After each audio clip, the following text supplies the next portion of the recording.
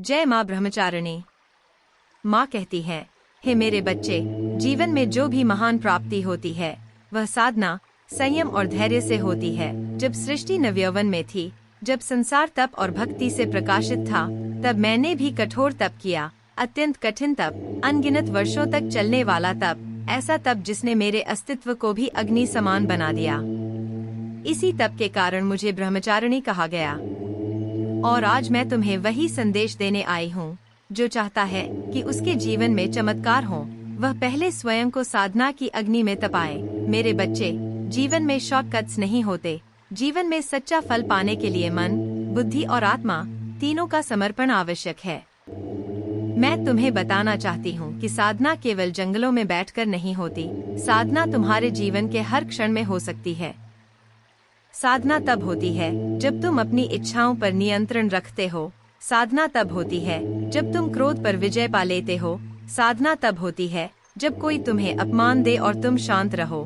साधना तब होती है जब अन्याय दिखे लेकिन तुम सत्य की राह चुनकर आगे बढ़ो। यही साधना का मार्ग है, यही ब्रह्मचारिणी का मार्ग है। लंबा, कठिन, पर अंत में दिव्य। माँ कहती है, तुम्हारा मन ही तुम्हारी सबसे बड़ी शक्ति है और मन ही सबसे बड़ा शत्रु।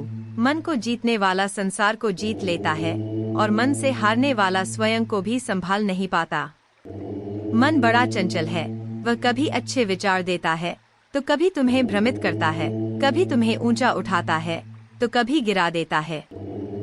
इसलिए मैंने तप के माध्यम से मन पर पूर्ण नियंत्रण पाया। मैं तुम्हें भी वही शिक्षा देना चाहती हूँ। मन को साधो, जीवन स्वयं साध हो जाएगा।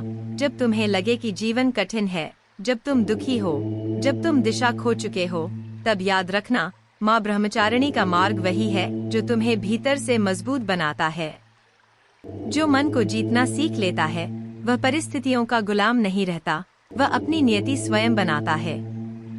मेरे बच्चे, साधना का पहला नियम है अहंकार से दूर रहना। अहंकार वह अग्नि है जो धीरे धीरे मनुष्य के भीतर सारी सद्गुणों को जला देती है। अहंकार व्यक्ति को कमजोर बना देता है।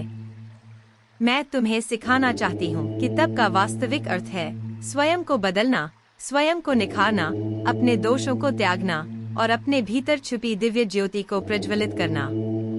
दुनिया बदलने से पहले खुद को बदलो। स्वयं पर ध्यान दो, स्वयं को साधो। यही ब्रह्मचारिणी का सच्चा संदेश है। माँ कहती है, त्याग ही सबसे बड़ा तप है। त्याग का अर्थ केवल वस्तुओं को त्यागना नहीं है।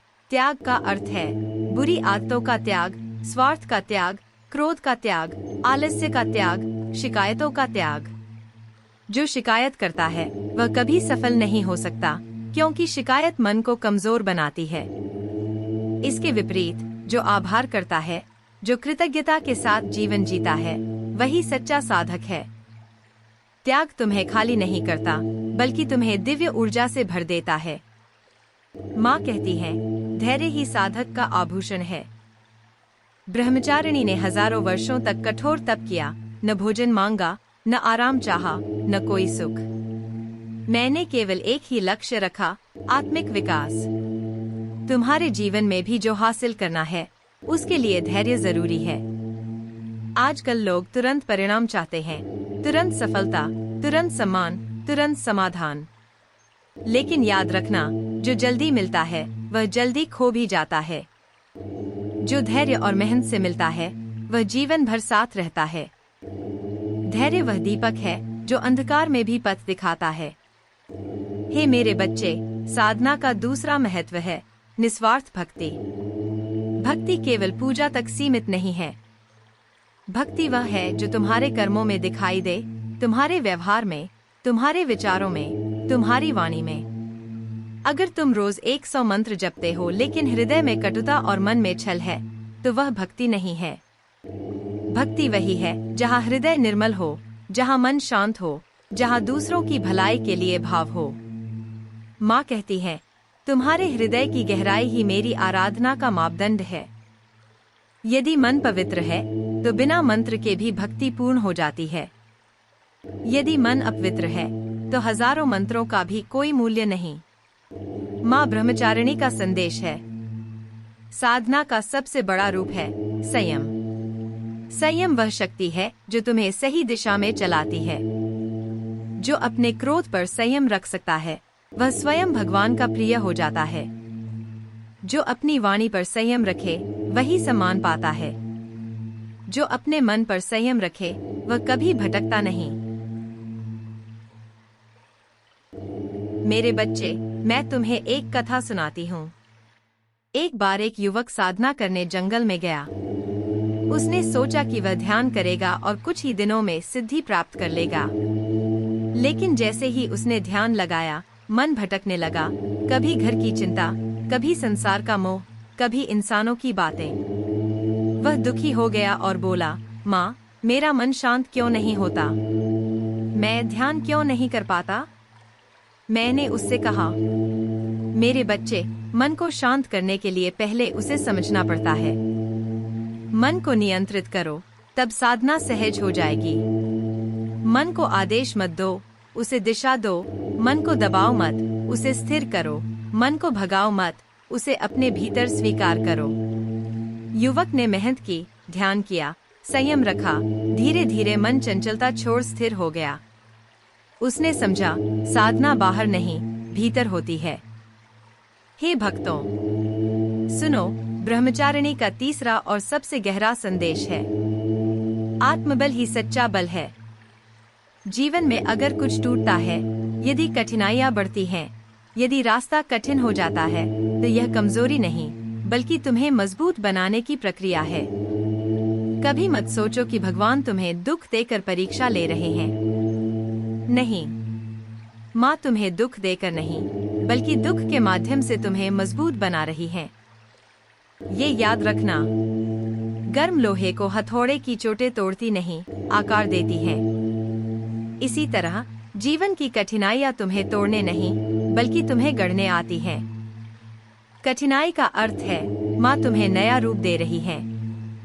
मेरे बच्चे, जब भी जीवन में संकट आता है तो यह मत कहो, माँ मेरा बचाव करो, बल्कि कहो, माँ मुझे शक्ति दो कि मैं इस परिस्थिति का सामना कर सकूं।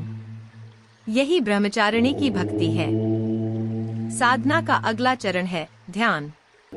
ध्यान वह मार्ग है जिससे तुम अपने भीतर की रोशनी को पहचानते हो। ध्यान में तुम्हारा मन शांत नहीं होता, तुम शांत होते हो, मन स्वतः शांत हो जाता है। ध्यान के बिना व्यक्ति कभी पूर्ण नहीं हो सकता। ध्यान तुम्हें संसार से नहीं, संसार की उलझनों से दूर करता है। ध्यान तुम्हें भागने के लिए नहीं, बल्कि स्थिर होने के लिए प्रेरित करता है। मेरे बच्चे, तुम यह मत सोचो कि ध्यान केवल योगियों के लिए है। ध्यान जीवन का हिस्सा है। जब तुम अपनी सांसों को महसूस करते हो, वह भी ध्यान है। जब तुम प्रेम से किसी की मदद करते हो, वह भी ध्यान है। जब तुम बिना किसी स्वार्थ के किसी के लिए अच्छा सोचते हो, वह भी ध्यान है। भक्ति का सार यही है। जो मन को बदल दे वही साधना, जो जीवन को बदल दे वही भक्ति। माँ ब्रह्मचारिणी आगे कहती है, सफलता उसी को मिलती है जो अपनी इच्छा से पहले अपनी नीयत को शुद्ध कर ले। अगर नीयत साफ है तो रास्ता अपने आप साफ हो जाता है। अगर नीयत में छल है तो रास्ता कांटों से भर जाता है। इसलिए मैं तुम्हें आशीर्वाद देती हूँ, पवित्र नीयत रखो, सत्य के मार्ग पर चलो और साधना कभी मत छोड़ो। मेरे बच्चे, संसार में दो प्रकार के लोग होते हैं। एक वे जो कठिनाइयों से डरते हैं, और दूसरे वे जो कठिनाइयों को देखकर मुस्कुराते हैं। पहला व्यक्ति साधारण होता है, दूसरा साधक। साधक का मार्ग कठिन होता है, लेकिन उसके भीतर एक आग जलती है। आत्मविश्वास की, तप की, भक्ति की, त्याग की।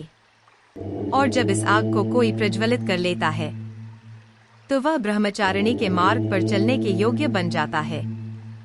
माँ तुम्हें 5 वरदान देती है। 1. धैर्य का वरदान। 2. संयम का वरदान। 3. आत्मबल का वरदान। 4. पवित्रता का वरदान। 5. अटल भक्ति का वरदान। जो इन 5 शक्तियों को अपने जीवन में अपनाता है उसे कभी कोई शक्ति पराजित नहीं कर सकती। मेरे बच्चे, याद रखना, जब तक तुम स्वयं पर विजय नहीं पाते, तब तक कोई सफलता स्थायी नहीं होती। इसलिए जीवन में जितनी मेहनत सफल होने के लिए करते हो, उतनी ही मेहनत अच्छे इंसान बनने के लिए भी करो। माँ का अंतिम वचन। साधना का मार्ग लंबा है, परंतु यही मार्ग भगवान तक ले जाता है। इस मार्ग में अकेलापन आता है, कठिनाइयाँ आती हैं, लेकिन अंत में जो मिलता है वह आत्मिक शांति है, वह दिव्य आनंद है, वह ब्रह्म ज्ञान है। हे भक्तों, इस दिव्य संदेश को अपने हृदय में धारण करो। साधना करो, त्याग करो, संयम रखो, सत्य अपनाओ, और माँ ब्रह्मचारिणी की कृपा सदा तुम्हारे साथ रहेगी।